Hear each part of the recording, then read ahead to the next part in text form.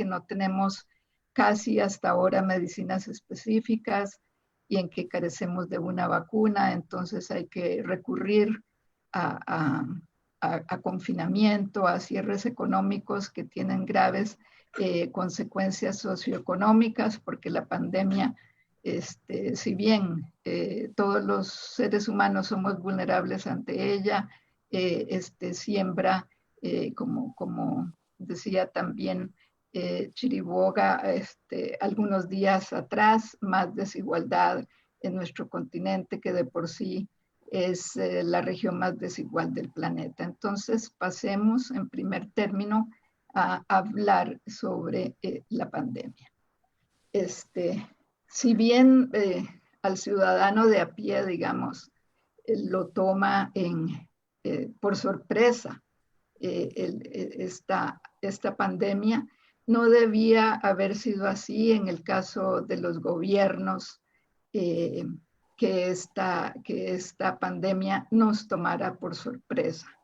Es así como hace muchas décadas, como hace, no muchas décadas, pero sí un tiempo largo, ya la OMS extendió una señal de alarma muy fuerte al respecto de que enfermedades provenientes de los animales y susceptibles de infectar a los seres humanos eran muy riesgosas y nos hacían muy proclives, digamos, a que se desatara una situación pandémica, y ello debido precisamente a diversos brotes como el SARS, como el ébola, que hacían evidente entonces este peligro de que un patógeno, precisamente por ser desconocido en cuanto al tipo de enfermedad que podía provocar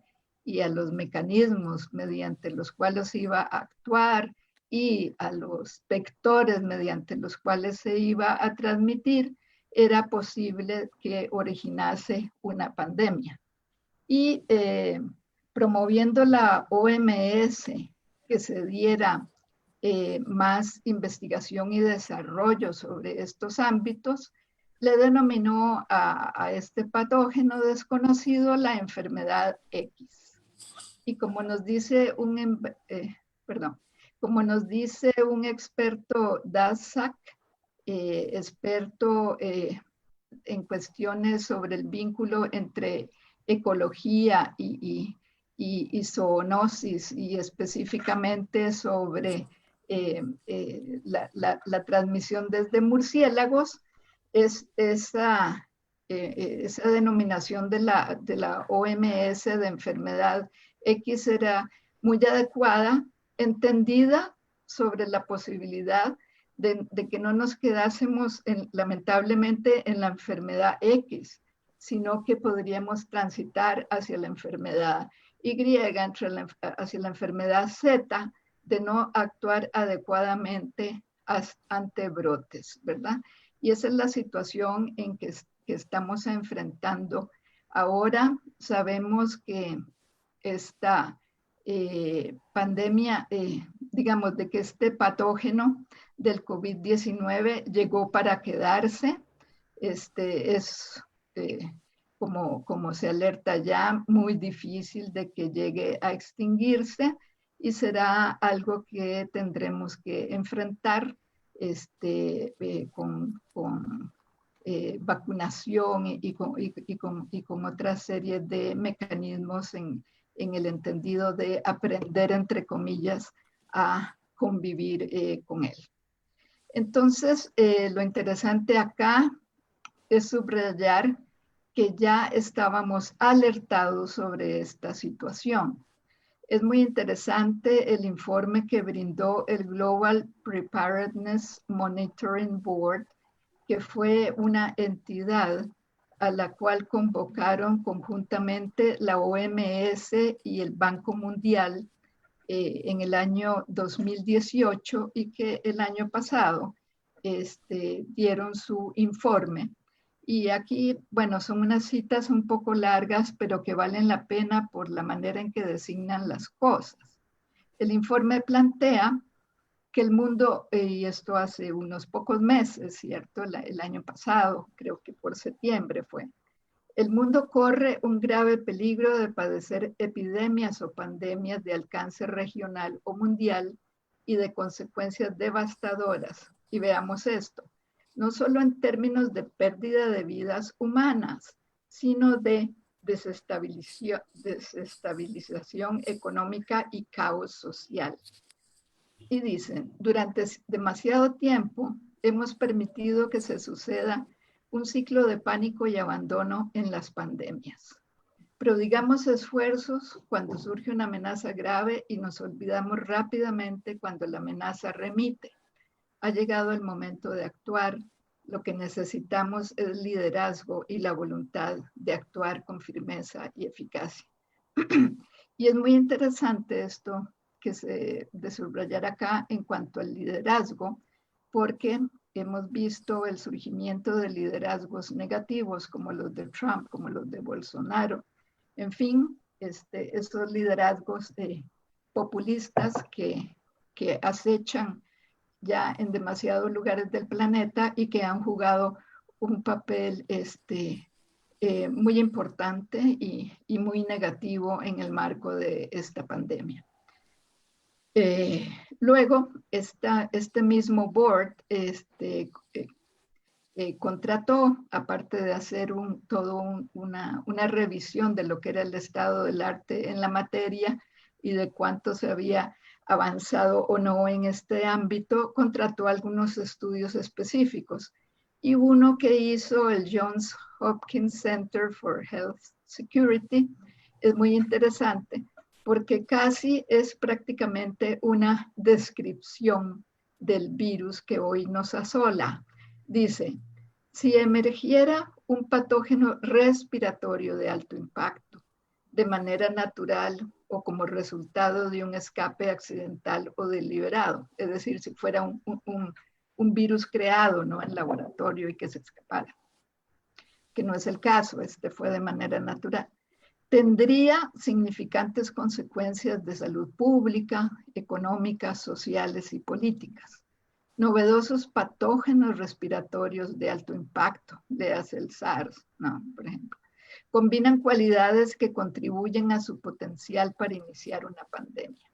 Las posibilidades combinadas de cortos periodos de incubación y de propagación asintomática, tal como el COVID-19, ¿no?, pueden redundar en ventanas muy estrechas para interrumpir la transmisión, dificultando la contención de tal brote.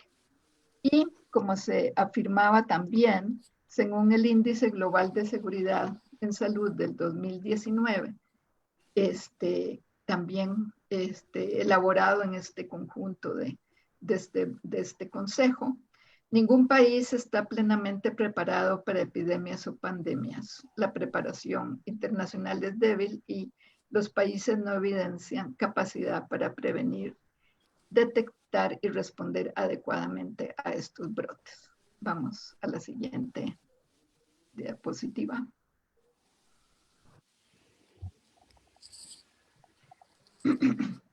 Y el problema también, bueno, ¿en qué se hubiera expresado una adecuada preparación ante las pandemias? Se hubiese requerido una fuerte inversión en infraestructura sanitaria, reestructuraciones de la dotación de personal, diseño y gestión de módulos flexibles de atención para diversos escenarios pandémicos y una visión acerca de las interacciones transnacionales y de los gobiernos nacionales a su vez con los subnacionales y con los locales. Pero lo que pasó es que debido precisamente a que no se cumplió con aquello, aún en los países ricos, la peste sorprendió perplejos a numerosos sistemas de salud que no tenían entonces equipos adecuados, incluso para proteger a la primera línea hospitalaria y para brindar la escala de atenciones indispensables a pacientes graves y de lenta recuperación. Y aquí lo interesante es que esto acontece no estrictamente, digamos, en países pobres, que uno podría decir, bueno, es que eran sistemas de salud débiles, no. esta perplejidad que sufren los diversos sistemas de salud se da también en los países ricos o de altos ingresos. Es increíble como la primera línea hospitalaria en algunos casos en España se defendía los primeros días acudiendo a bolsas de basura, ¿verdad? Es insólito constatar situaciones como aquella. Y es que los sistemas de salud del mundo, también en los países de altos ingresos, no vayamos a decir peor aún, en países de menores ingresos, habían venido siendo debilitados por diversos factores. Por ejemplo, sobreajustes del financiamiento debido a crisis económicas y políticas que habían acontecido en las últimas décadas. Implantación, en el caso de América Latina es claro, de idearios neoliberales que propugnaban una mercantilización de los riesgos de salud y que quebrantaban la solidaridad y la universalidad como principios rectores de la protección social. Ahí el caso emblemático es el de Chile y digamos, ese caso o ese laboratorio chileno tuvo influencia en otras latitudes, lamentablemente, ¿verdad? Otra cosa que ocurría era la dualización del mercado laboral y el debilitamiento de los sistemas contributivos. Eso es muy claro en latitudes como la europea, donde se va creando, se va profundizando esta dualización del mercado laboral, un núcleo central que seguía siendo protegido, por ejemplo, defendido por todos los pactos sindicales propios de la posguerra y un entorno, digamos, mucho más fragilizado en el mercado laboral, con una protección social también entonces más endeble, y ello iba debilitando los sistemas contributivos y se iban creando prestaciones no contributivas, pero de carácter mucho más limitado, ¿verdad? En ese caso. Y en América Latina, debido a la estratificación de la protección social, ello es clarísimo. Por ejemplo, un sistema de protección social en salud como el mexicano, sumamente estratificado, entonces se creaba ahí un seguro de salud para los sectores más pobres, pero con prestaciones muchísimo más limitadas. Y aquí quisiera subrayar que a veces esta estratificación de los sistemas de salud que se da en nuestros países no es algo que se lo podamos achacar únicamente a la dinámica de un mercado laboral que contribuye a esta dualización, sino también que ello está entronizado en las propias instituciones de la seguridad social, en que muchas veces debido a intereses burocráticos o debido a intereses corporativos se erigen barreras de acceso y entonces se impide que vaya dándose una convergencia de prestaciones, etcétera. En algunas latitudes en América Latina influye mucho también que los techos contributivos no se modifican y entonces si los techos contributivos son muy bajos, como en el caso de muchos países centroamericanos, con excepción de Costa Rica, al ser muy bajos los techos contributivos, entonces la capacidad redistributiva de los sistemas de salud se constriñe enormemente. En algunos casos, ya más escasos, nos encontramos con que se dan desmesuradas remuneraciones y otros pagos al personal de salud que entonces coartan mejoras de infraestructura y un uso más equilibrado de los recursos del sector. Pasamos entonces a la próxima. Ahora bien, las características que tiene este patógeno nuevo que nos está afectando, ¿verdad? Las características que tiene ese virus estrechan las ventanas de intervención enormemente, es decir, la capacidad de actuar rápidamente cuando se da el brote. Las características que tiene el virus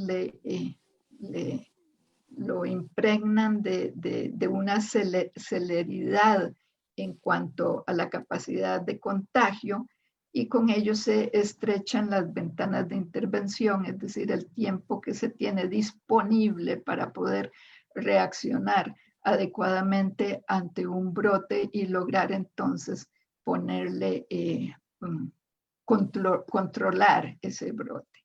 Entonces se trata de un virus muy contagioso que se transmite por el aire y por superficies.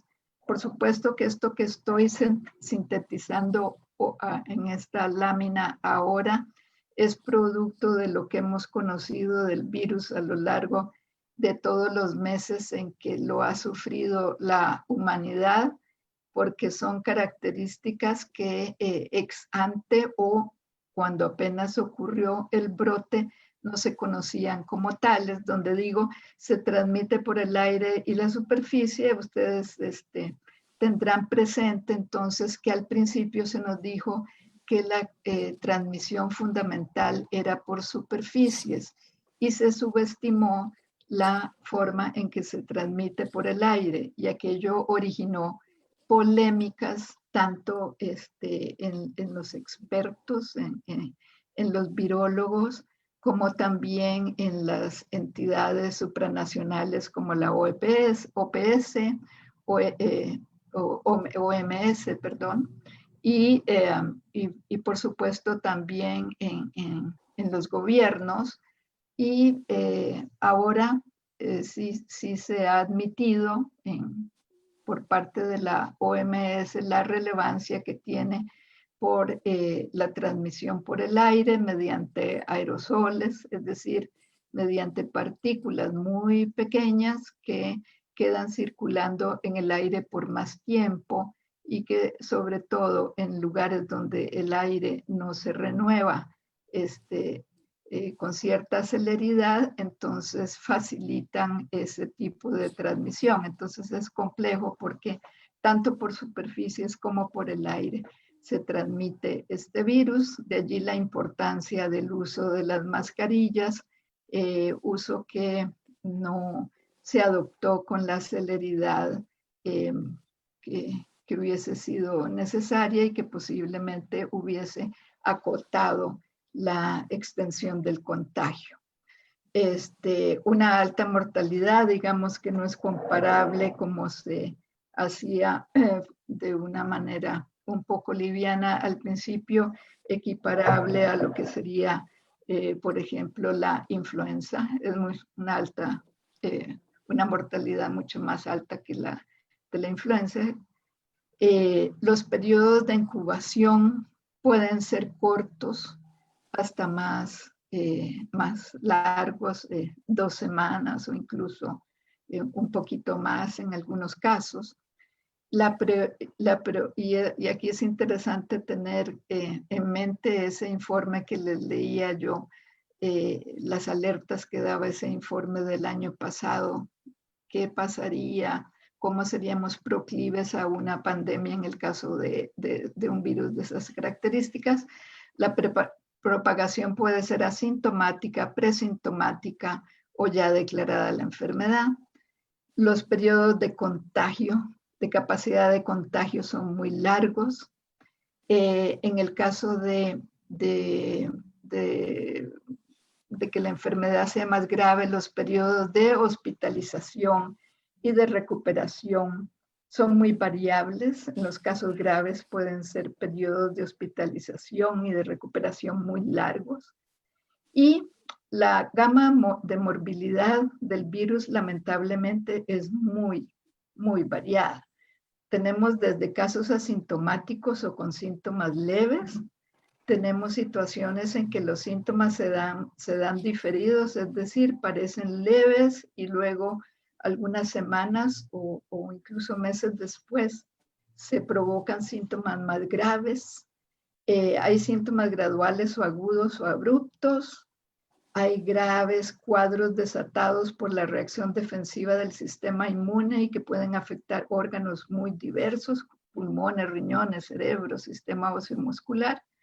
E incluso se analiza ahora si el virus puede ser neurotóxico en la medida en que pueda romper la barrera hematoencefálica, ese filtro de la sangre que aísla, por decir así, nuestro cerebro y que el virus parece estar en capacidad de romper.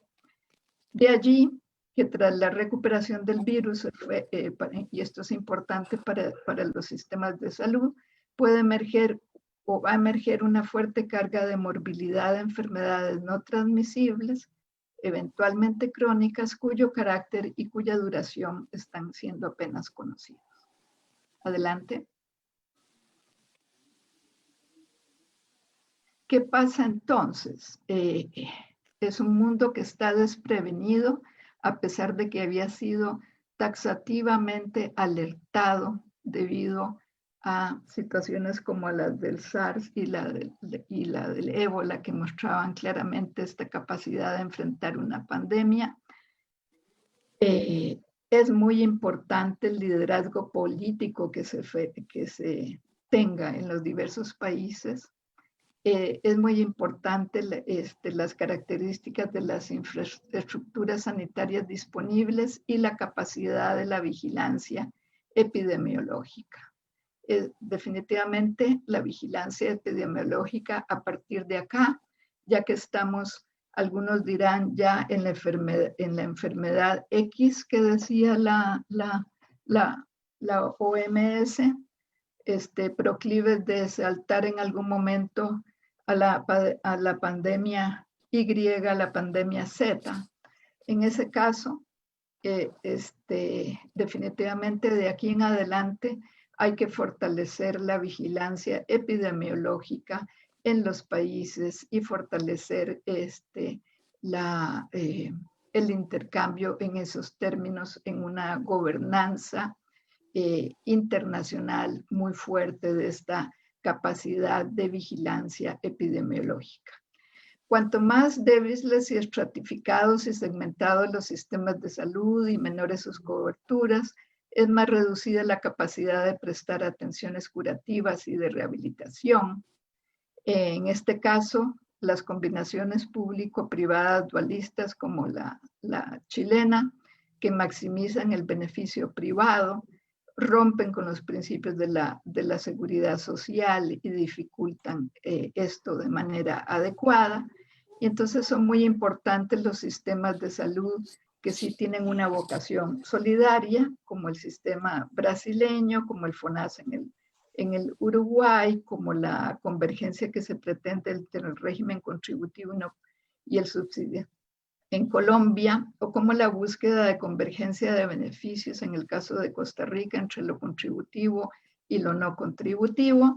Pero aquí tenemos claro, por ejemplo, que un sistema como el brasileño, si bien tiene toda esta vocación, se ve debilitada ante un liderazgo político hipernegativo como el de Bolsonaro, que debilita la capacidad de vigilancia epidemiológica del país y que ha debilitado una adecuada acción también del SUS.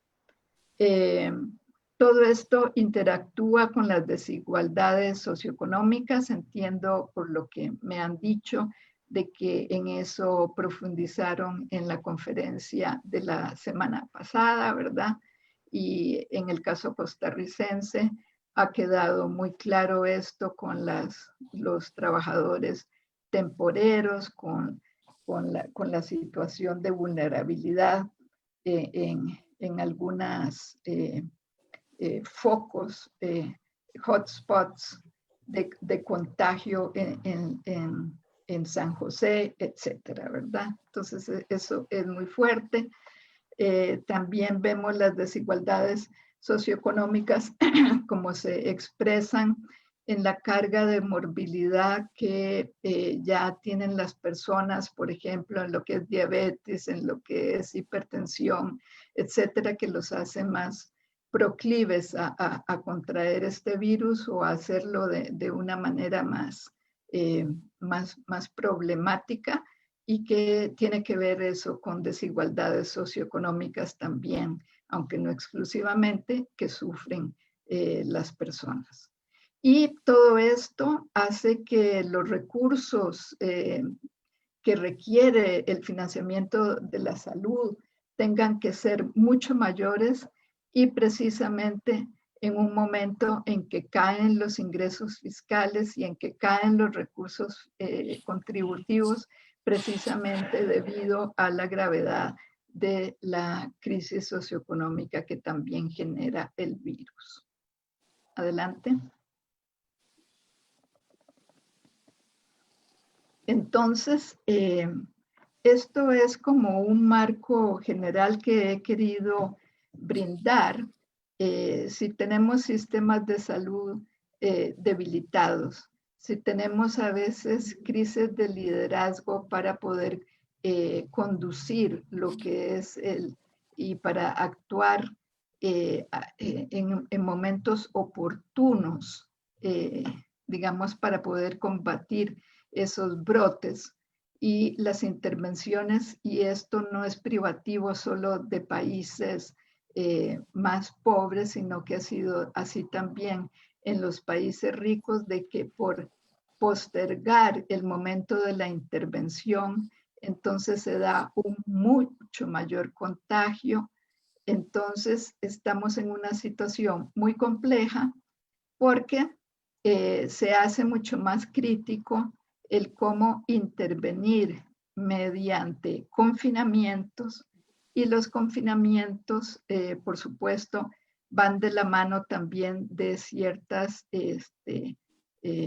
intervenciones, digamos, en cuanto al cierre económico, y todo aquello va a repercutir en el mercado laboral, y como vamos a ver también en la capacidad que tienen las sociedades entonces de brindar cuidado a los diversos sujetos de cuidado. Y entonces es sobre ese engranaje que queremos discutir en esta oportunidad.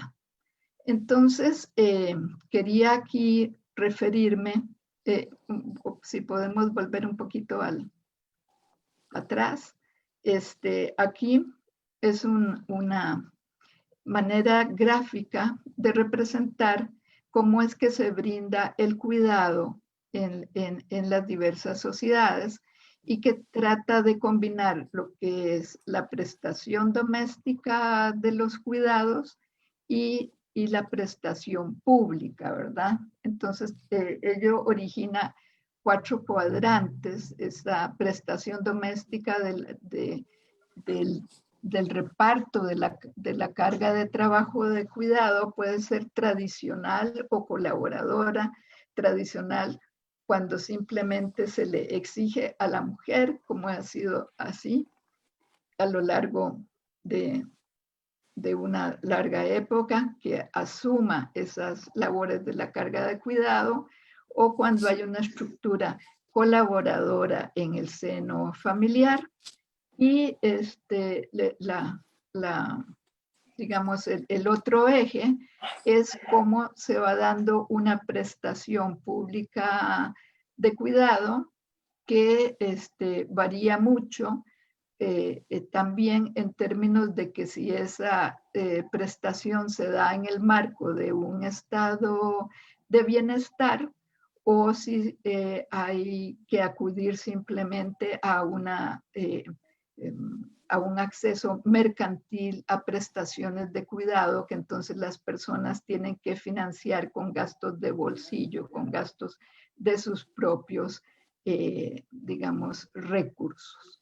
Ahora sí, pasamos a la próxima. Y aquí, para ver cómo, perdón, la anterior. La anterior. Ajá. Para ver cómo nos está afectando el cuidado en el marco de la pandemia, me pareció pertinente poder, o mejor dicho, me pareció pertinente referirme a cuáles son los objetivos del cuidado desde la perspectiva de aquellas personas que son objeto de cuidado y de quienes son los cuidadores, ¿verdad? Porque esta afectación del cuidado en el marco de la pandemia se da en diferentes niveles de acuerdo a los cuidadores y de acuerdo a las personas que son cuidadas. Y aquí es interesante verlo desde una perspectiva de los derechos en ambos ámbitos, ¿verdad? De quienes cuidan, de quienes son cuidados. Entonces, el cuidado, en el caso de las capacidades infantiles, permite dar un salto en el desarrollo de las destrezas y capacidades infantiles mediante intervenciones tempranas que son críticas para el desarrollo cognitivo y que permiten disminuir las desigualdades sociales.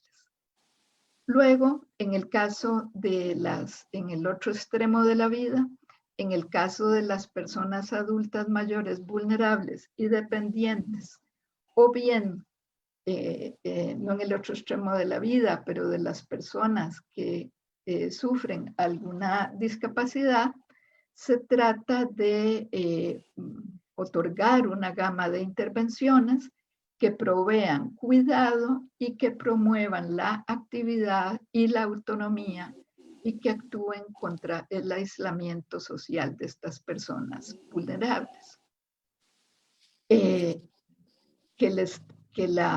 el cuidado no esté solo a cargo de las familias, es importante por ello que la sociedad como un todo intervenga y sea capaz mediante diversas instituciones de apoyar esa función social del cuidado, que es necesaria no solo de manera privada para las personas, sino para nuestro bienestar y nuestra reproducción social.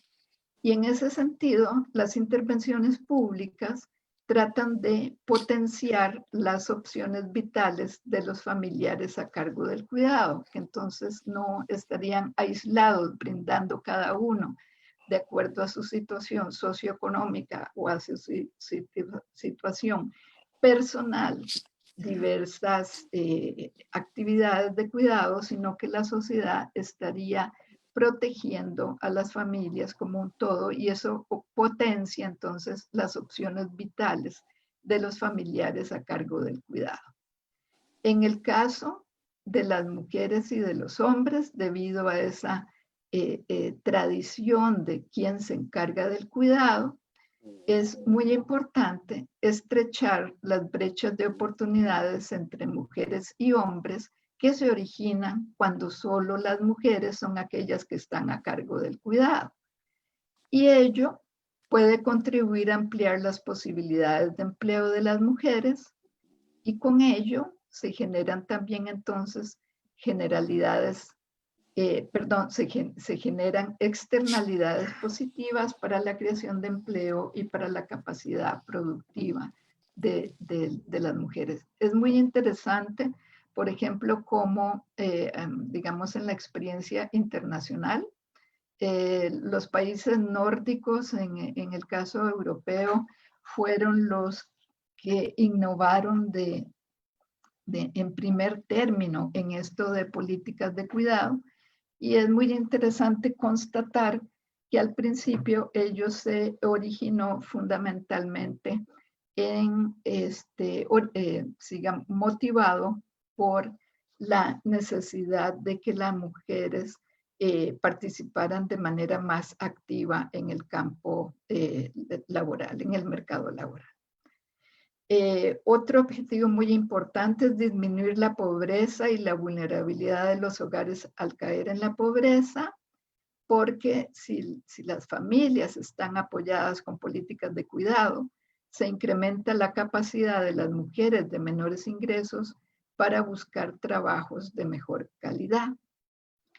Por el otro lado, es importante constatar de que si solo las mujeres cargan con la mochila de cuidar a los niños de corta edad, a las personas adultas vulnerables, a los enfermos, a las personas con discapacidad, y debido al cambio de las estructuras familiares en que cada vez más hay familias nucleares y ello dificulta entonces hacerse cargo de este cuidado, en ese marco complejo entonces, las intervenciones sociales en materia de cuidado van a alivianar sensiblemente esa mochila que cargan las mujeres y ello entonces puede coadyuvar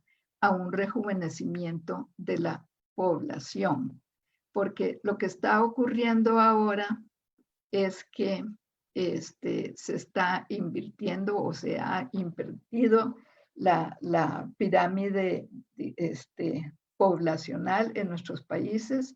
Hay un gran envejecimiento de la población y eso a veces no refleja adecuadamente el libre ejercicio del derecho de la maternidad y de la paternidad de las personas. Entonces, las mujeres, los hombres muchas veces quisieran ejercer ese derecho, pero ello está socavado por el peso de esa mochila de cuidado a la que la sociedad debe contribuir a aliviar mediante políticas de cuidado que allanen los obstáculos que impiden conciliar la vida familiar y laboral y que es favorable para la sociedad como un todo. Por el otro lado, con esa pirámide poblacional invertida en que cada vez la población envejece más, se hace más difícil crecientemente financiar la protección social, sea en salud, sea en pensiones. Entonces es muy importante actuar con este rejuvenecimiento de la población mediante políticas de cuidado, porque ello va a favorecer la sustentabilidad del financiamiento de la protección social. Al rejuvenecerse la población, va a haber más población con capacidad activa y ello va a darle un respiro a la sustentabilidad del financiamiento de la protección social. Entonces, adelante. Es importante, adelante, es importante ver estos objetivos, como decía yo, desde el punto de vista de los derechos de quienes ejercen el cuidado y de quienes reciben el cuidado.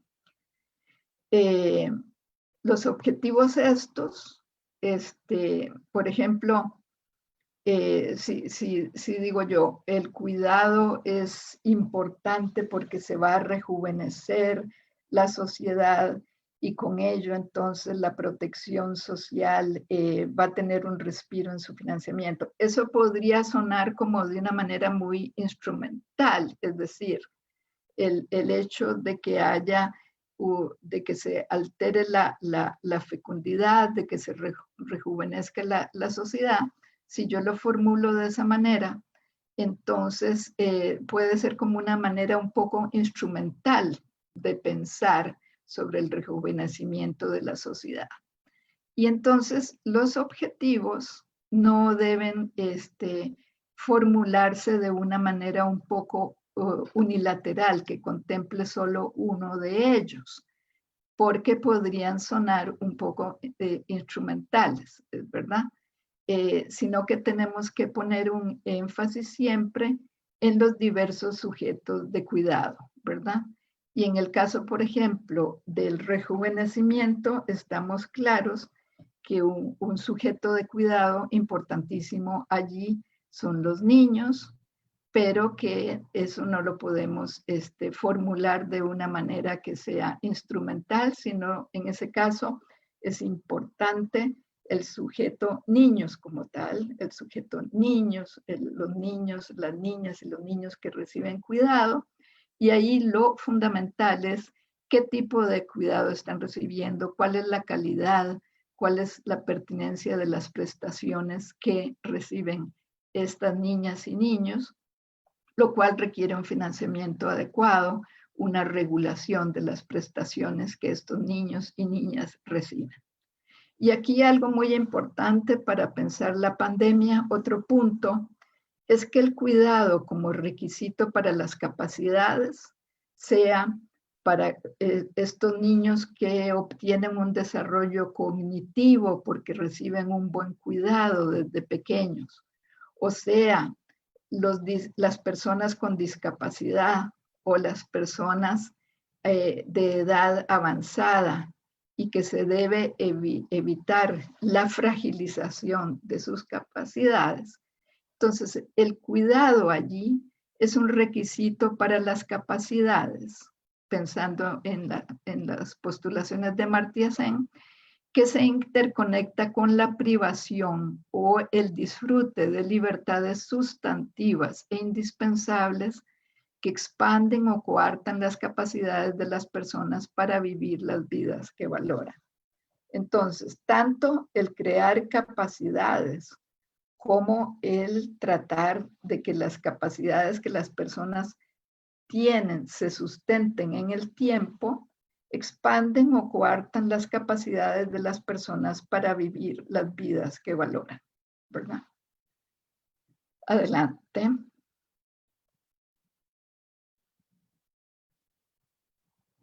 Una reciente revisión del estado del arte sobre cómo andan las políticas de cuidado en América Latina, realizado por Abramo y Robles, nos revelan que el acceso aún es muy desigual y fragmentado y a menudo muy mercantilizado en las diferentes facetas de servicio de cuidado a niños y adultos mayores. Por ejemplo, se analizó Brasil, Chile, Colombia, Costa Rica, Honduras, México, Perú y Uruguay. En el caso del preescolar para niños entre 3 y 5 años, y ahí oscila enormemente, es una situación muy heterogénea. Desde una cobertura del 86% en Uruguay a una cobertura muy baja en el caso de Honduras. En el caso, ahí vemos que en realidad eso refleja en términos más globales lo que es la estratificación de la protección en protección social en América Latina, porque si vemos esa gama de países también, pensando en el caso de salud o de pensiones, nos encontramos también una clasificación de países semejantes a esta que nos arroja la cobertura de preescolar. En un grupo de 17 países, 15 de ellos proveen licencia maternal, postnatal, prenatal para las madres y solo 2 de ellos para los padres. Entonces eso es un terreno aún muy poco explorado para la expansión del cuidado y para ese equilibrio dentro de las familias respecto de la prestación de cuidados que vaya entonces superando esa división tradicional del trabajo dentro de las familias.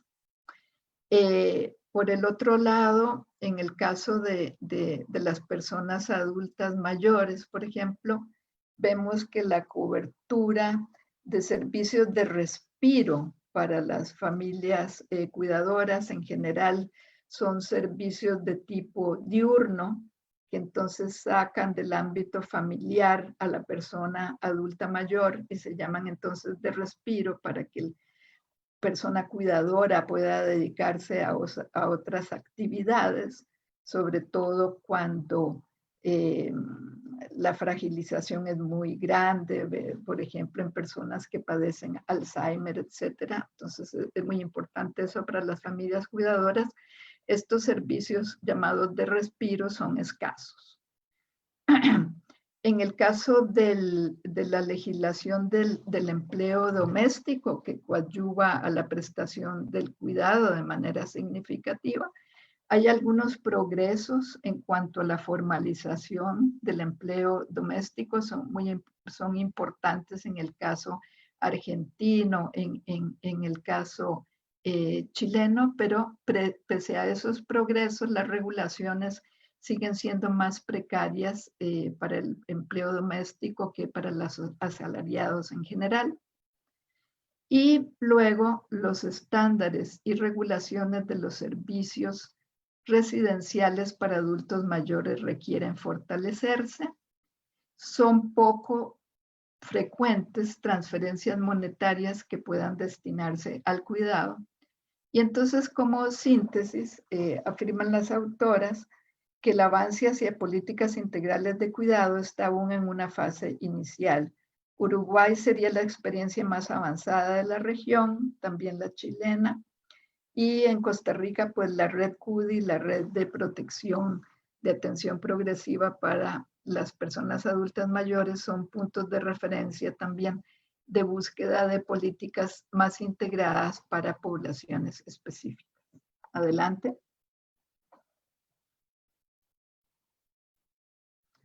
Aquí nos interesa mostrar la importancia que tiene la mercantilización del cuidado, ¿verdad? Justamente ante esa dificultad de políticas públicas de cuidado que apoyen a esa función indispensable para la reproducción humana, pues las personas con gastos de bolsillo entonces acuden a una mercantilización del cuidado. Y aquí entonces sintetizo el trabajo remunerado de cuidados en América Latina, rasgos antes de la pandemia. Algunos de estos trabajos remunerados podrían combinarse con políticas públicas, otras son pues indispensables en cualquier momento debido a sus características. En América Latina, el empleo en el sector del cuidado representa entre un 5 y 10% del empleo total. Eso varía pues de país a país. Y esa proporción se ha mantenido relativamente estable a lo largo del tiempo en países con diferentes niveles de bienestar económico y sin tener una relación tan estrecha, digamos, con la participación laboral de las mujeres y la magnitud del empleo en el sector del cuidado. En el caso de estos trabajadores del cuidado, 3/4 partes de los trabajadores en este ámbito pertenecen al servicio doméstico de los hogares. Eso es a lo que yo digo que tiene una estrecha relación muchas veces con labores de cuidado que tienen que ver, por ejemplo, con adultos mayores o con niños que son ejercidas dentro del ámbito del servicio doméstico y que eventualmente podrían verse modificadas si hay intervenciones sociales en el ámbito del cuidado que apoyen estas labores. La otra 1/4 parte restante, digamos, de los trabajadores en el ámbito remunerados en el ámbito del cuidado, se desempeña en otras áreas como la educación y la salud. Entonces, las condiciones laborales de los trabajadores remunerados del sector del cuidado son muy heterogéneas. En general, las trabajadoras del servicio doméstico son asalariadas o trabajadores informales, generalmente mujeres que se desempeñan en el sector privado, mientras que en el resto de los cuidadores el sector público reviste una importancia significativa. Las trabajadoras del servicio doméstico gozan de una menor protección social, trabajan en promedio menos horas semanales y más a tiempo parcial. Las brechas salariales muestran una penalización considerable del servicio doméstico en la gran mayoría de los países. Entonces son salarios bajos, ¿verdad? Cuando hablamos aquí de penalización. Las condiciones de las trabajadoras del cuidado en el sector de la educación no evidencian un patrón general, es decir, es un sector mucho más heterogéneo que no podemos caracterizar así, mientras que los cuidadores de la salud calificados gozan de una prima salarial en comparación con el resto de los ocupados de características similares. Le hace aquí el caso de las enfermeras, ¿no? Son rasgos respecto de América Latina en general antes de la pandemia. Adelante. Y es muy interesante esto, pues ya tiene algunos años, ¿verdad? Porque esto es con información de 2005, pero es el único estudio que conozco en América Latina que analice esto con las encuestas de ingresos y gastos de los países, ¿verdad? Entonces, por eso lo traigo a colación, pese a que no son cifras nuevas, pero por las características de este gasto, tampoco me imagino que previo, digamos, a la pandemia, esto se haya alterado mucho.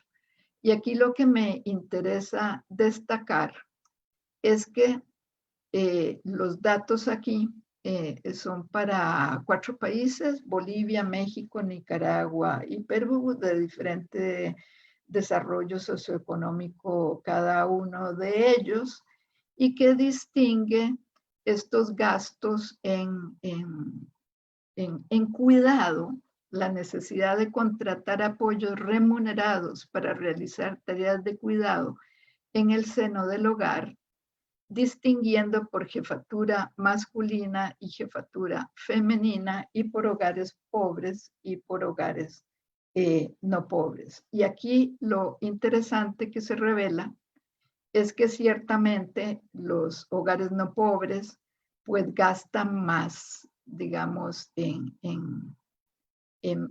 esta materia, ¿verdad? Los hogares más pobres definitivamente pues tienen otra capacidad de gasto, pero es muy interesante cómo hay una irreductibilidad del cuidado, es decir, incluso los hogares más pobres tienen una gran necesidad de contratar apoyos remunerados para realizar tareas de cuidado, y eso se da incluso en los hogares con jefatura femenina, que en el caso de los hogares más pobres son de los más vulnerables que podemos encontrar. Entonces, como porcentaje del gasto total de los hogares, vemos cómo incluso los hogares pobres con jefatura femenina tienen una imperiosa necesidad de contratar apoyos remunerados para que las tareas de cuidado que se realizan en el hogar. Entonces es muy interesante ver en esta gráfica ese imperativo, digamos, de gasto que se ve incluso en el caso de las personas más vulnerables, las mujeres, jefes de hogar, en el caso de los hogares pobres. Adelante. Y que ese gasto, digamos, de gasto se da y es mucho mayor, digamos, en el caso de los hogares donde están presentes adultos de 75 años o más. Y entonces muestra uno aquí lo que puede inferir a manera de hipótesis, si el gasto es mayor, ¿verdad?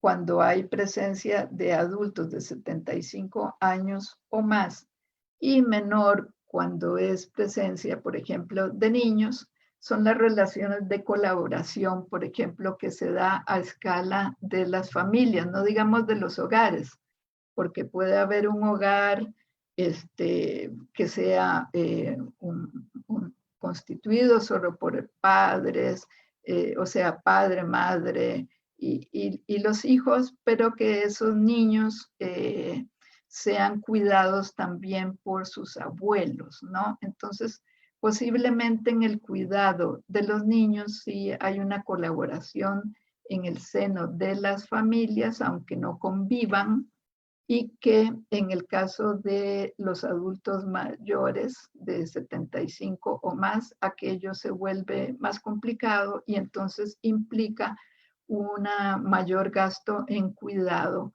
para apoyar esas labores en el seno de las familias. Adelante. ¿Qué pasa entonces? ¿Qué podemos reflexionar sobre cómo la pandemia podrá estar alterando estas funciones de cuidado en el seno de las familias? Y aquí es muy importante constatar como la región de las Américas, estos son cifras, digamos, de la OIT, de la Organización Internacional del Trabajo, que se grafican a efectos en diferentes regiones de ver cómo se han afectado los cierres económicos para proteger a las personas contra el contagio del COVID-19. Y tenemos acá que una comparación entre mayor o menor cierre económico en las regiones del mundo nos revela que la región de las Américas, que incluye a todo el continente y que por supuesto es muy heterogéneo porque están allí Canadá, Estados Unidos y toda América Latina y el Caribe, la región de las Américas vendría a ser una de las regiones del mundo donde el cierre económico ha sido mucho mayor. Es las áreas más oscuras, ¿verdad? Nos muestran la magnitud de aquello. Vean, por ejemplo, el contraste tan grande con la región de Asia y el Pacífico, ¿verdad? Quiere decir que el cierre general de los lugares de trabajo ha afectado de una manera mucho más fuerte a la región de las Américas y dentro de ella, por supuesto, el cierre ha sido mucho mayor en la región de las Américas en cuanto a los países latinoamericanos, ¿verdad? Aquí tenemos en los otros gráficos acá el comportamiento, digamos, de muertes y de contagio por millón de habitantes en América Latina, lo cual a escala mundial nos pone en un concierto verdaderamente muy complicado con países como Brasil, Chile, México, con altas tasas de contagio. En el caso de Brasil, una meseta complicadísima que ahí no se logra reducir. En el Perú, muy alto. Y entonces hay una combinación entre, por ejemplo, la economía peruana ha estado muy cerrada, sin embargo, observamos esta curva sumamente preocupante. En Chile ha sido mucho más heterogéneo el comportamiento de los cierres y de los confinamientos.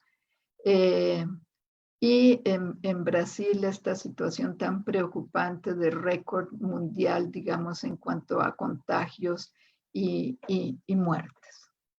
Sigamos adelante.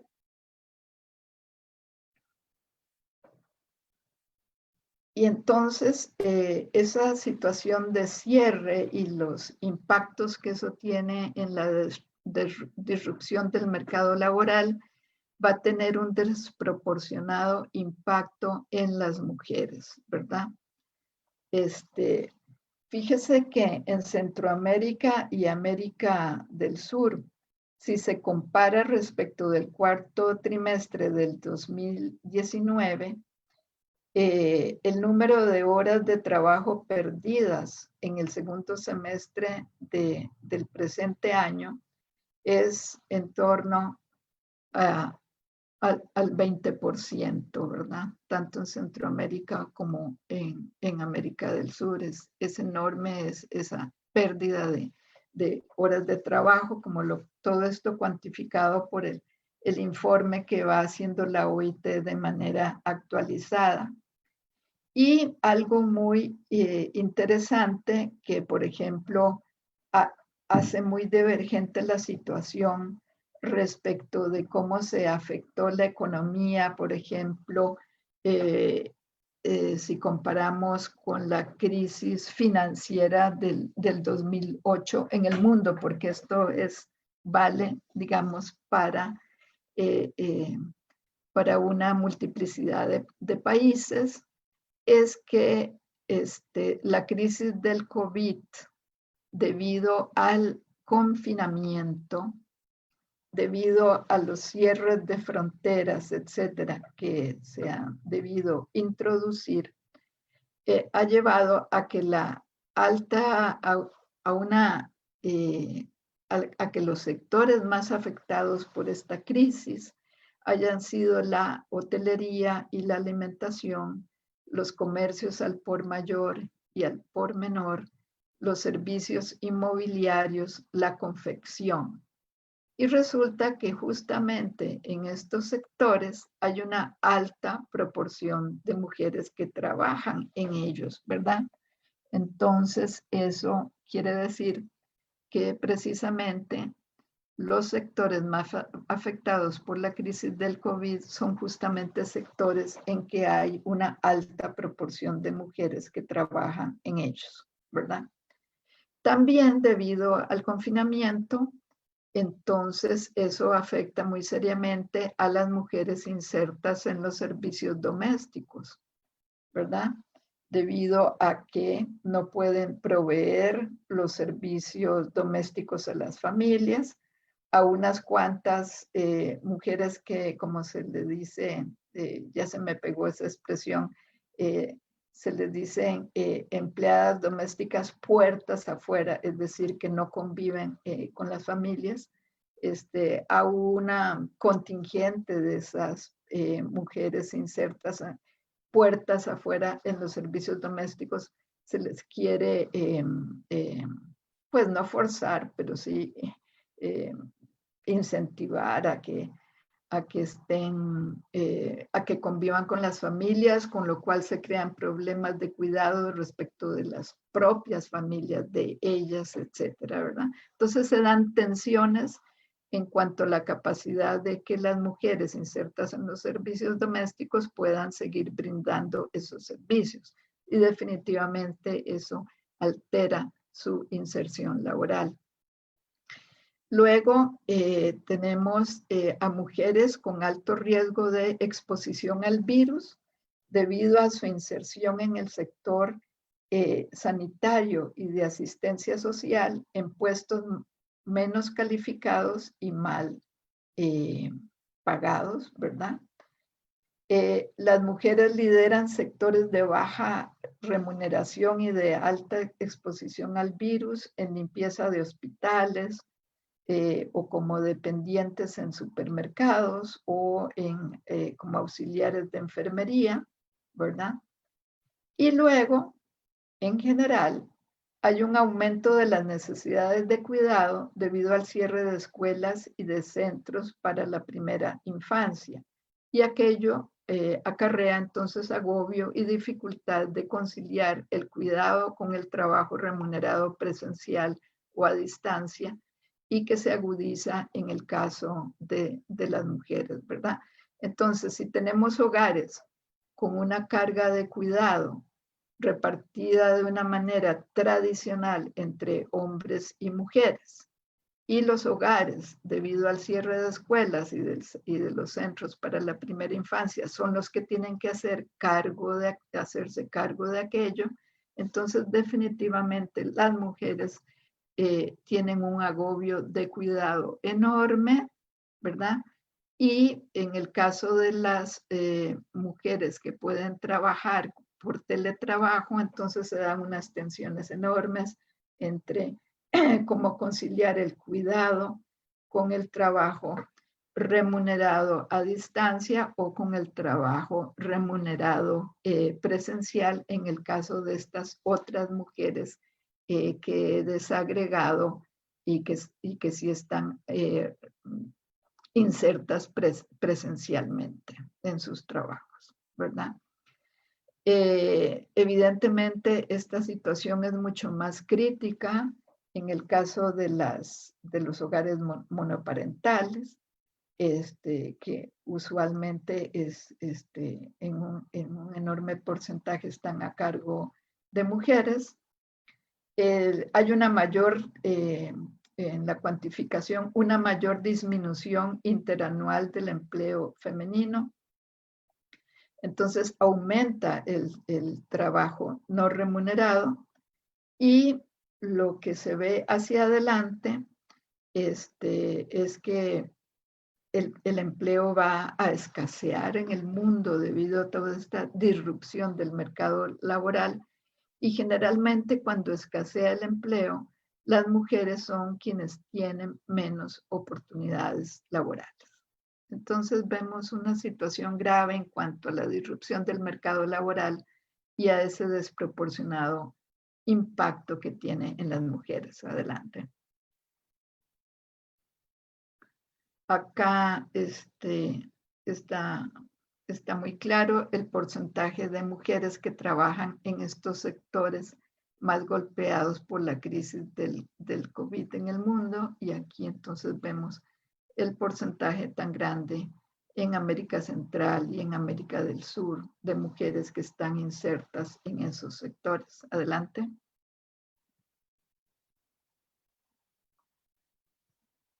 Entonces vemos de que a lo largo de los años, con las transformaciones que estaban viviendo las sociedades, ya se venían visualizando claramente desajustes entre la demanda y la oferta de los cuidados, ¿verdad?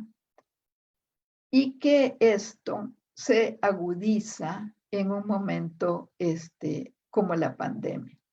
Porque había, ya esto yo lo aludí en la presentación, pero digamos vamos a sintetizarlo acá con las terminologías de Spin-Anderson, ¿verdad? Por un lado, en el campo laboral había menguado la hegemonía del proveedor masculino, es decir, no solo los hombres eran los que se podían hacer cargo de los empleos remunerados, sino que el mercado laboral se había transformado y, y se iba modificando esta hegemonía del proveedor masculino en la medida en que las mujeres iban irrumpiendo en el mercado laboral. Con ellos se estaba debilitando el papel convencional de la ama de casa, como llama Spin-Anderson, de housewife, que es esposa, lo que sería la tradición del housewifery, ¿verdad? Y también se estaban transformando velozmente las estructuras familiares. Digamos, es muy claro en el caso, en el mundo, pero también muy claro en el caso latinoamericano, cómo las familias extensas se han reducido muy notablemente en nuestra región. Y entonces es más difícil de proveer ese cuidado indispensable en el seno de las familias. Y todo eso coadyuvaba a la crisis del cuidado. En países de altos ingresos, eso ha ido de la mano de un auge de la economía de servicios en esta materia, mercantilizados, muchos de ellos, o también provistos de manera pública. Mercantilizados, quiero decir, pagados con gastos de bolsillo por parte de las familias, haciendo urgente el apoyo público en esta materia, haciendo urgente que el cuidado se piense como otro pilar de la protección social. Ya no es solo salud, solo pensiones, sino que el cuidado debe ser un pilar de la protección social. El cuidado, en general, va a implicar una provisión privada y pública del cuidado y como lo plantean estos, creo que son finlandeses, estos autores, se debe pensar el cuidado como una relación entretejida, como una combinación entre lo público y lo privado, más como una disyuntiva. Por eso ellos dicen, los límites entre el cuidado formal o informal siempre van a circundar un vasto territorio de cooperación, de conflicto y de negociación permanente, cuyos límites por naturaleza son cambiantes y disputados por razones ideológicas y públicas. Por ejemplo, si pensamos en el seno de las familias, la negociación permanente entre quienes debieran ser cuidadores, abandonando esta noción tradicional de que las mujeres por naturaleza, por biología, debieran ser quienes se hacen cargo de la mochila del cuidado. Por ejemplo, eso lleva a una negociación permanente entre los cuidadores en el seno de la familia. Pero también este territorio de cooperación, de conflicto y de negociación lo podemos entender entre la provisión privada y público de los cuidados. Entonces, como una combinación entretejida de esas provisiones, ¿verdad? Hemos visto, y eso se muestra en estas cifras sobre cómo gastan, cómo se efectúan gastos de bolsillo, que las necesidades de cuidado son irreductibles, que incluso las mujeres cabeza de familias pobres, que son las más vulnerables, destinan recursos a esa provisión de cuidado, en el caso mercantilizado, y que todos estos desajustes entre cuánta demanda de cuidado necesita la sociedad y cuánta oferta de cuidado estamos brindando, han acarreado tensiones personales y familiares que se traducen en situaciones de carencia de cuidado y que han intensificado el volumen de trabajo de las mujeres.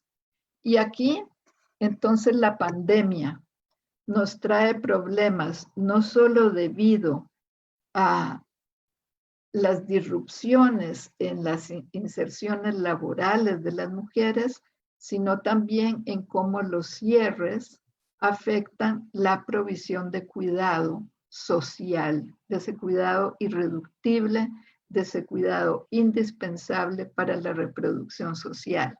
Entonces podemos decir, con la pandemia se dislocan los vínculos entre sujetos cuidados y sujetos cuidadores. La singular vulnerabilidad etaria frente al COVID-19 condiciona modalidades de las indispensables burbujas que pueden coartar las relaciones verticales entre generaciones en la prestación de cuidado dentro de las familias. Y aquí no confundamos familias con hogares, porque las familias no necesariamente conviven debido a que se han modificado las estructuras tradicionales de las familias ampliadas. Pero muchas veces, por ejemplo, los abuelos, abuelas y abuelos, generalmente más las abuelas, prestan servicios brindan cuidado a sus nietos y nietas, y ellos se ve, y esto se ve alterado, ¿verdad? Cuando las burbujas, debido a que los adultos mayores son gente más vulnerable, entonces el confinamiento en burbujas pueden coartar esa prestación de cuidado entre las personas adultas mayores y sus nietos y nietas, por ejemplo, ¿verdad? Por el otro lado, el cierre de instituciones educativas y de la educación a distancia imponen al hogar nuevas tareas de apoyo educativo y complejizan, entonces, prolongan las horas de cuidado y complejizan sobre todo la inserción laboral de las mujeres. Entonces vemos que la crisis de los cuidados, los desajustes que se dan desde hace muchos años entre la demanda y oferta de cuidado social, y que entonces es algo que va en detrimento de los sujetos de cuidado que a veces entran en situaciones de carencia, o de los cuidadores que ven restringidas sus opciones de vida. Esos desajustes entre demanda y oferta de cuidado social, contemplando los derechos de los sujetos de cuidado como de sus cuidadores, hacen indispensable que haya una oferta de cuidado social que nos proteja a todos, que nos proteja a lo largo de las diversas necesidades de cuidado que necesitamos a lo largo de la vida y del cuidado que podemos brindar a lo largo de la vida a quienes lo demandan de nosotros. Esas tensiones en este momento de pandemia, de confinamiento, de problemas de disrupciones en el mercado laboral debido al cierre de actividades económicas, se potencian de una manera impresionante. Adelante.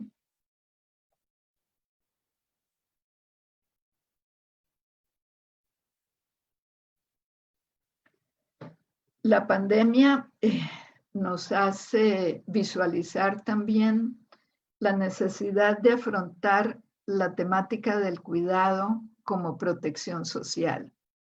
Es decir, no es este un momento en el que podamos alterar las indispensables burbujas del confinamiento, ¿verdad? Que causan estas disrupciones. No es el momento en que carentes de una, ¿cómo decir?, de una brújula epidemiológica adecuada, se deban precipitar las aperturas de las instituciones educativas que pongan en peligro tanto a la sociedad como un todo en realidad. No es el momento entonces de precipitar aperturas económicas de sectores que están siendo muy afectados, digamos, socioeconómicamente. Es indispensable en todos esos casos tener una buena brújula epidemiológica. Ciertamente la actual pandemia a veces debido a situaciones de falta de preparación como las que se mostraban claramente de una ceguera o de una miopía por parte de los países respecto de las advertencias claras que había sobre riesgos pandémicos, no estuvieron preparados adecuadamente para enfrentar la pandemia. Entonces hemos corrido detrás de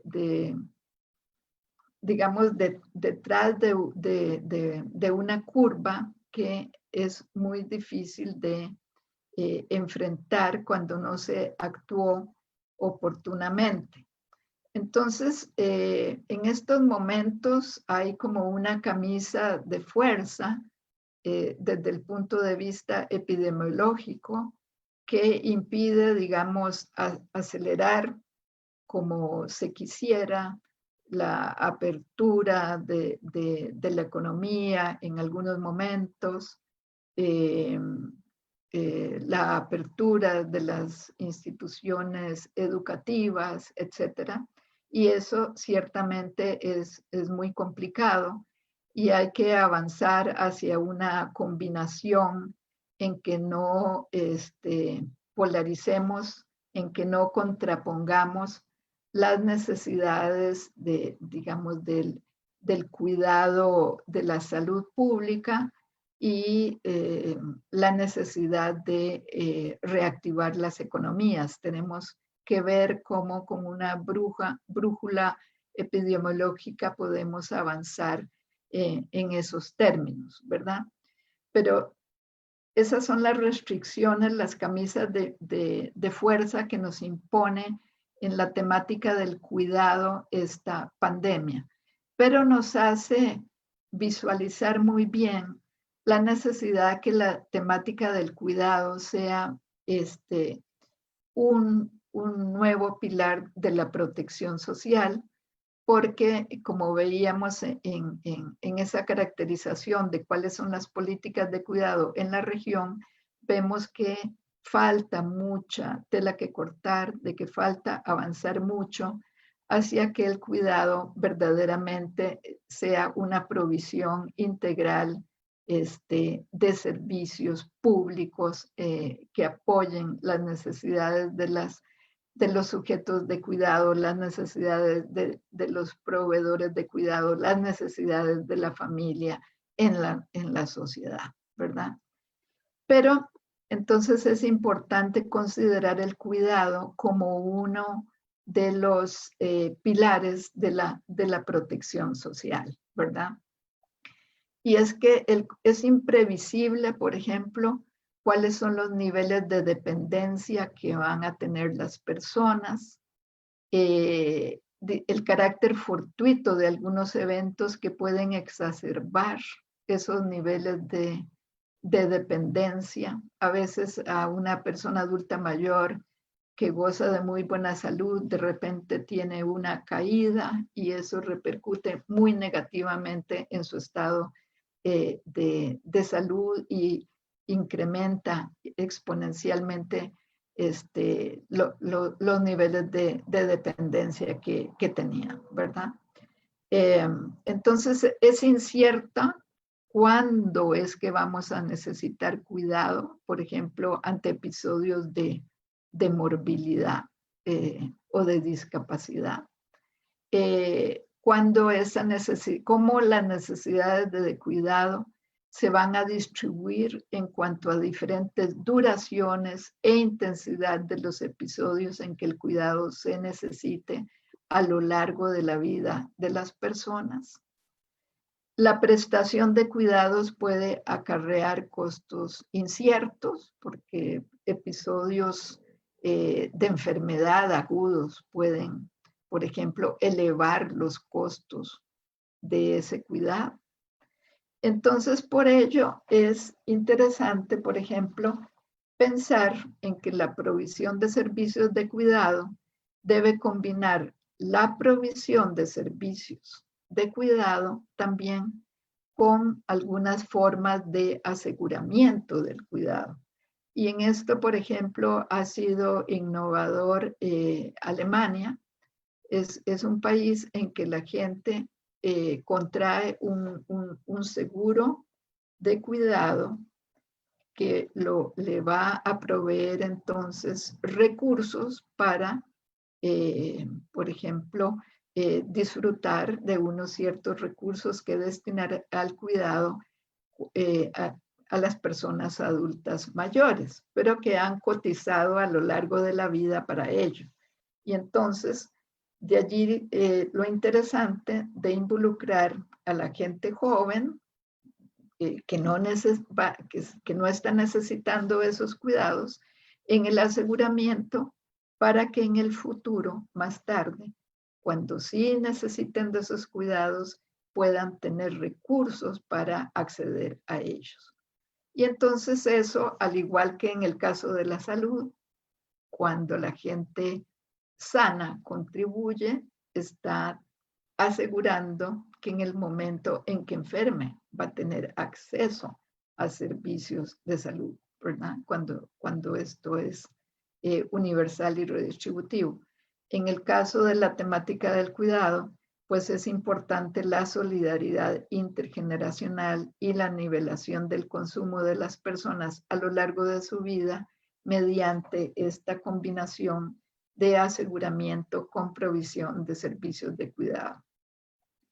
Una cosa que nos revela más puntual, pero de una contundencia enorme, es que una nueva era epidemiológica como la que estamos transitando ahora, que está asignada por la virtualidad de pandemias, requiere una regulación rigurosa y una estrecha vigilancia sanitaria de las entidades prestadoras de cuidado diurno y residencial, porque hemos visto los brotes, los llamados hotspots del COVID-19 en las residencias de personas adultas mayores, y esto en los más variados latitudes del mundo, también en países ricos y en países de muchos menores ingresos.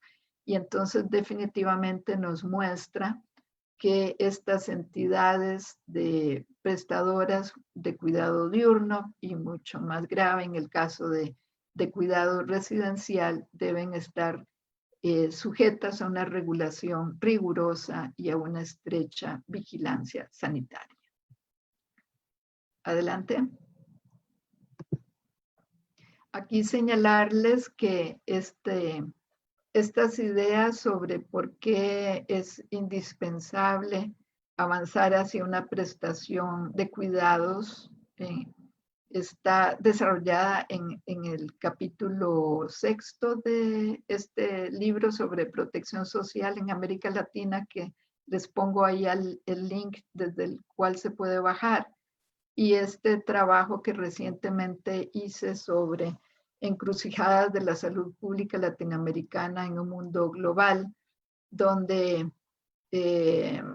como que el hilo conductor de esta reflexión a lo largo de estos meses de pandemia es cuán importantes son los factores estrictamente políticos para los derroteros que toman en los diferentes países las decisiones en materia de salud pública y los contundentes efectos respecto de los contagios, respecto de la mortalidad, etcétera, que estas conducciones estrictamente políticas, la procrastinación de decisiones y los efectos tan negativos que tienen para estar, digamos, a la altura de las decisiones que se tienen que tomar en estos momentos tan críticos. Muchas gracias.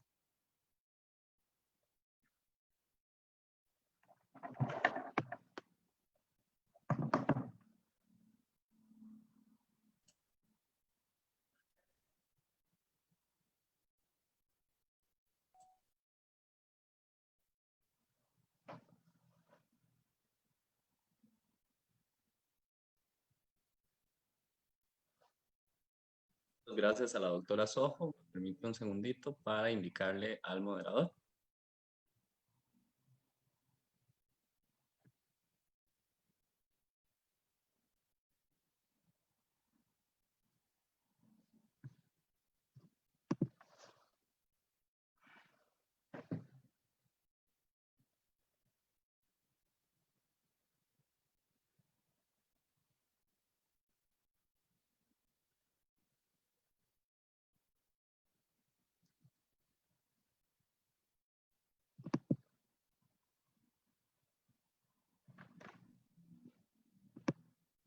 Bueno, quizás para ir haciendo referencia a los comentarios que hemos tenido, indicarle a la doctora Ana Sojo que tuvimos un comentario en el Facebook Live de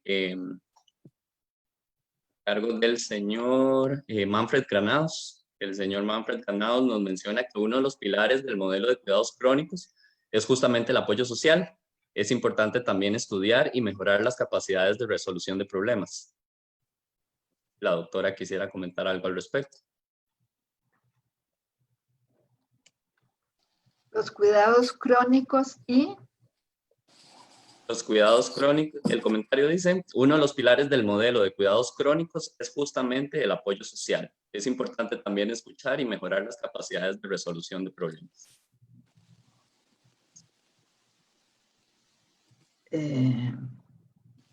¿Podrá ser posible que se refiera a lo del apoyo social? ¿Qué es lo que Sí, implica aquello? un poco creo que la pregunta va sobre la línea de que se deben fortalecer los cuidados crónicos desde la perspectiva de apoyo social y también estudiar su capacidad para resolver problemas. Es decir, por ejemplo, para el tema del COVID, de qué manera el apoyo social o el soporte social a los pacientes podría mejorar la respuesta, ¿verdad? Porque los pacientes de COVID, dado que es un poco el tema que estamos planteando hoy, tienen una serie de retos, además de su propia enfermedad, ¿verdad? Que en algunos momentos les toca entre literalmente comer y su recuperación en la salud, ¿verdad? Esto más que todo en algunos otros países, pero en Costa Rica no dudo que también se da en casos de esta encrucijada. Claro. El apoyo social, sí, y es que me imagino en ese caso está implicando un poco la capacidad pública de brindar apoyos transitorios debido a estas crisis socioeconómicas en las cuales están inmersas también las personas sanas y las personas enfermas en un momento como este. ¿Se refiere a eso? Sí, sí, sí. Sí, correcto. Sí, es de hecho, perdón que la interrumpa, doctora. De hecho, el señor Manfred Granados acaba de indicar nuevamente en el Facebook que se refiere a la capacidad individual de resolución de problemas. Ya. Sí. Sí, porque estas capacidades individuales están constreñidas, digamos, por la situación socioeconómica que están sufriendo las personas, ¿no? Entonces es muy importante si puede haber apoyos socioeconómicos. Lamentablemente en Costa Rica, justamente estaba el país cuando entramos en esta situación tan crítica del COVID, en un momento fiscal muy complejo, que entonces ha restringido la capacidad de recursos públicos, ¿verdad? Que se pueden destinar a esto, pero van a ser indispensables de brindar, ¿verdad? Porque las familias tienen que contar con un apoyo para poder lidiar con estas situaciones laborales de los cierres económicos tan complejas.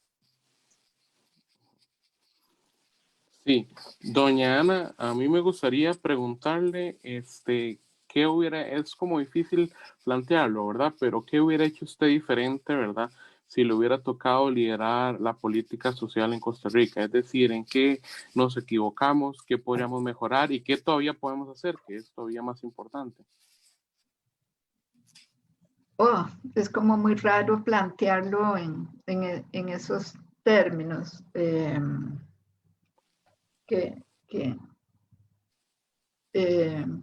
mire, yo rescato como algo muy, o destaco, mejor dicho, como algo muy importante de Costa Rica y que se refleja muy bien en la curvita, digamos, de cuál es la trayectoria de la pandemia, la capacidad de perseguir al virus, la capacidad de rastreo. Y eso se debió a una intervención muy temprana, ¿verdad? Muy oportuna en cuanto digamos, son capacidades con las que cuenta nuestro sistema de atención en salud, todo lo que se ha aprendido a lo largo del tiempo con los EVAIS, ¿verdad? Es un país en que le damos un seguimiento a pacientes crónicos con problemas como diabetes, como hipertensión arterial, etcétera. Hay un conocimiento más capilar de lo que son las características de las comunidades, y todo eso evidentemente potenciaba la capacidad de hacer un rastreo del virus, ¿verdad? Entonces, hacia adelante, creo que hay que consolidar la capacidad de hacer testeo, de hacer test, la capacidad de testear para poder seguir persiguiendo al virus y con ello tratando de acotar sensiblemente la transmisión comunitaria, ¿verdad? Porque la transmisión comunitaria, una vez que se implanta, es la que hace precisamente muy difícil de controlar esa capacidad de infección del virus. Ello,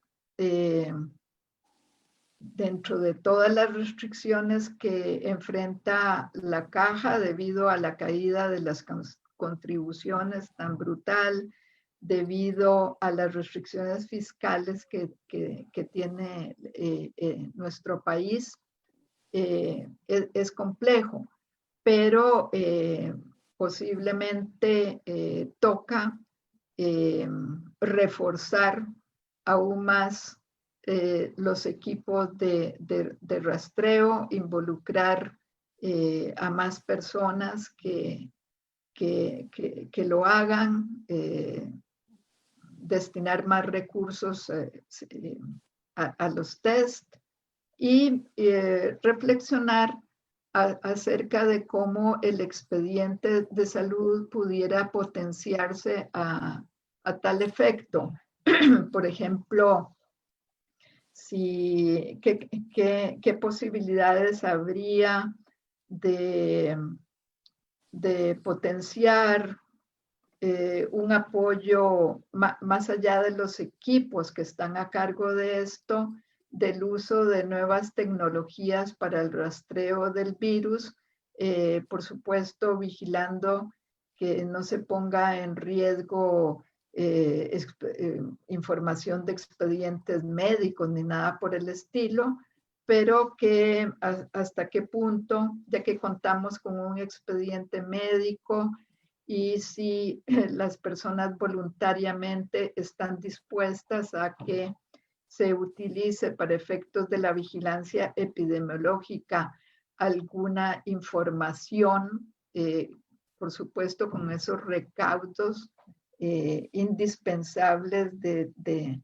la privacidad de las personas para potenciar estas nuevas tecnologías en cuanto a complementar las formas de rastreo tradicional del virus. No, perfecto. Yo coincido completamente con esa idea de doña Ana, ¿verdad? El tema de que hace falta precisar, tener un enfoque mucho más comunitario, ¿verdad? Y bueno, me gustaría preguntar también si alguien quiere participar abiertamente en este foro, ¿verdad? Si tienen alguna pregunta.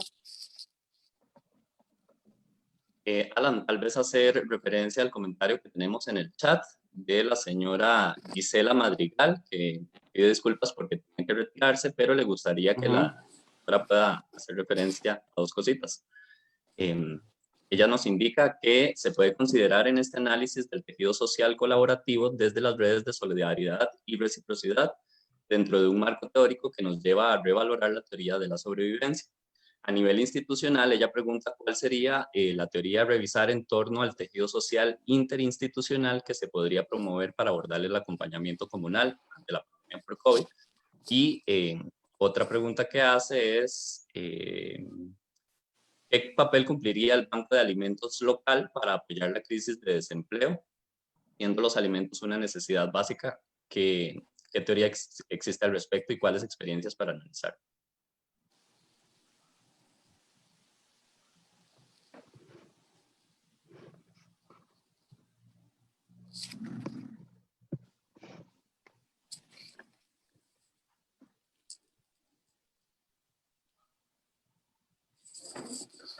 Acá,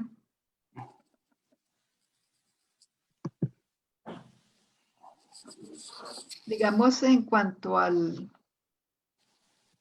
interinstitucional, ¿verdad? Yo creo que esto de la pandemia revela no solo para nuestro país, sino prácticamente como a escala planetaria, ¿verdad? Que lo que es la vigilancia epidemiológica tiene que tener otro estatus en estas épocas pandémicas. Digamos que la vigilancia epidemiológica hasta el momento quizá era visto como algo muy sui generis, como algo muy especializado, como algo un poco arrinconado, ¿verdad? Como que no estaba tan evidente a nivel de las políticas públicas la relevancia que ella tiene dentro de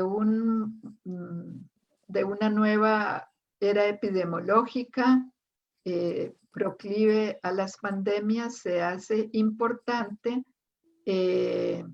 potenciar las interconexiones de la vigilancia epidemiológica que irradien hasta las políticas, digamos, del gobierno central y hasta el nivel local y hasta el nivel, como se dice allí, prácticamente comunitario, ¿verdad? Porque es necesario, es muy importante para que se involucre la comunidad, para que las personas dentro de sus capacidades puedan contribuir a que se restrinja, digamos, los brotes comunitarios. Es muy importante contar con el apoyo comunitario. Entonces, en esto de un nuevo tejido interinstitucional, yo le veo una relevancia enorme a cómo se puede revalorizar y conectar desde otros niveles la vigilancia epidemiológica, ¿verdad? Y eso sería como algo a revisar de aquí en adelante.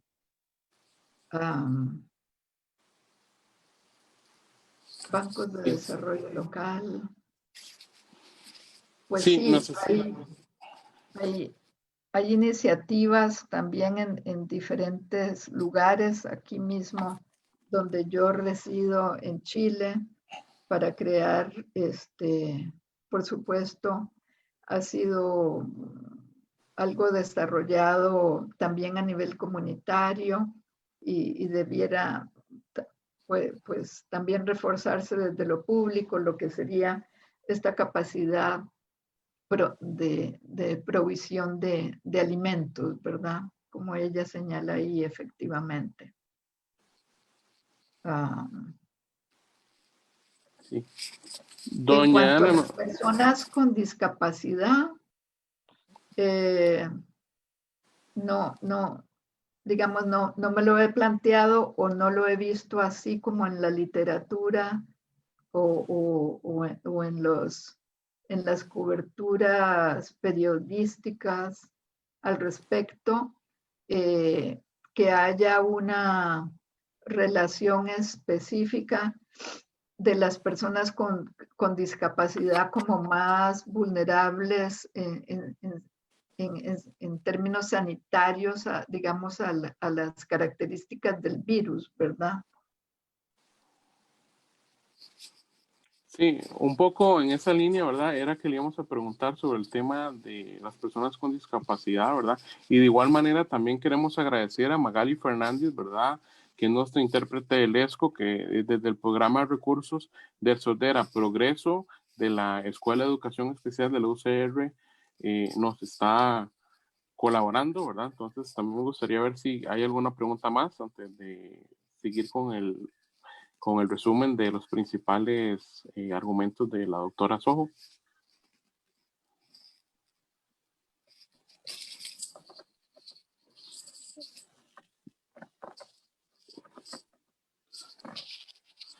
Y bueno, la doctora Sáenz que se despide, que felicita por la conferencia, ¿verdad? Bueno, en ese contexto, a mí me gustaría hacer una recapitulación de los principales puntos que nos plantea la doctora Sojo, ¿verdad? Planteando, ¿verdad? Primero, el tema de la zoonosis y el riesgo de las epidemias que a lo largo de la historia, ¿verdad? Se han dado y que ha habido literatura sobre que debíamos tener el foco en ello, ¿verdad? No obstante, los sistemas de salud, sobre todo mucho en América Latina, se han visto cada día más fragmentados, con problemas de reducción de presupuesto inclusive, ¿verdad? Y que el tema de la privatización también ha sido un punto, ¿verdad? Álgido en esta pandemia, que se han visto que realmente ha impactado la respuesta, ¿verdad? Que eso rivaliza con los valores de la universalidad y la solidaridad, ¿verdad? Y también, como nos menciona la doctora, ¿verdad? Hay tensiones muy fuertes entre bienes comunes e intereses particulares. Por intereses particulares tenemos los gremios, los sindicatos, intereses obviamente personales, y que falta una visión más de largo plazo, ¿verdad? Y trascender a políticas públicas gruesas y fuertes más que politiquería de alguna manera, ¿verdad? Y que vivimos una crisis de liderazgo. Nos da un marco de modelos de cuidado según cobertura política muy interesante. También mencionar que es importante sobre que la mujer se ve más vulnerada en este momento de pandemia, que en Costa Rica, por ejemplo, en desempleo se está reportando actualmente aproximadamente un 25% desempleo general, pero el desempleo de mujeres ha ascendido al 30%, ¿verdad? Entonces, realmente, las mujeres se ven más golpeadas y sobre todo más vinculadas a la informalidad, y hay un recargo, ¿verdad? En ellas. También está cambiando ese esquema clásico de proveedor hombre, y rápidamente las estructuras familiares se están transformando, ¿verdad? También hay una marginación de las personas que ejercen esta labor de cuidados, se ven más expuestas al riesgo, es decir, muchas son enfermeras, cuidadoras de servicios domésticos, ¿verdad? Y que nos requiere una mayor ética y una mayor responsabilidad compartida, ¿verdad? Entonces, en ese contexto, ¿verdad? Y estas encrucijadas, como plantea la doctora Sojo, ¿verdad? Tenemos básicamente 4 líneas. Uno, el tema de la pandemia, ¿verdad? Per se, y el impacto sobre el tema del cuidado y aquellas personas que ejercen ese cuidado y la mayor carga que tienen y que van a tener en el futuro, ¿verdad? Que se debe fortalecer más el abordaje de este tema en toda América Latina, que históricamente ha sido frágil. 3, que debemos innovar sobre nuevos servicios de cuidado. En eso Alemania, ¿verdad? Ha planteado el tema de aseguramiento, que me parece súper interesante. Y el 4, ¿verdad? Que ocupamos una institucionalidad sólida, políticas públicas robustas, ¿verdad? Consistentes, y un liderazgo claro más allá de amiguismos o más allá de cualquier tipo de estas cuestiones que vienen a socavar el bien común, ¿verdad? Entonces, esas son un poco las reflexiones que plantearía, ¿verdad? Y cerrar oficialmente esta presentación y conferencia de lujo. Le agradezco realmente a la doctora Sojo, le agradezco a la Universidad de Costa Rica y a los participantes, y a Magali también, que nos permitió que tuviéramos personas, ¿verdad? Con dificultades auditivas también que pudieran participar. Entonces, de mi parte, muchísimas gracias y excelente conferencia. Muchas gracias por esta oportunidad de intercambio, por estar presente, aunque sea virtualmente, en mi país. Tal vez antes de finalizar, doña Ana, recordarle a nuestras personas participantes que nos volvemos a ver el 25 de agosto con el primer panel virtual, ¿verdad? Correspondiente al primer eje temático. En este primer panel vamos a tener participación del Ministerio de Desarrollo Humano e Inclusión Social, con la presentación de la Política Nacional de Cuidados y la Política Social de Precisión. Y además tendremos participación del Ministerio de Trabajo y Seguridad Social, quienes nos presentarán el impacto que tiene y puede tener el COVID en el empleo, para que no se lo pierdan, a las 9 de la mañana, el 25 de agosto, de igual manera por este medio. Muchísimas gracias. Y también recordarles el blog interactivo, ¿verdad? Edmodo.com, ¿verdad? Que es de co-creación, que es bastante interesante, ¿verdad? En estos tiempos de pandemia, ¿verdad? Y que no se lo pierdan y que nos vemos pronto y que sigan disfrutando de este maravilloso encuentro.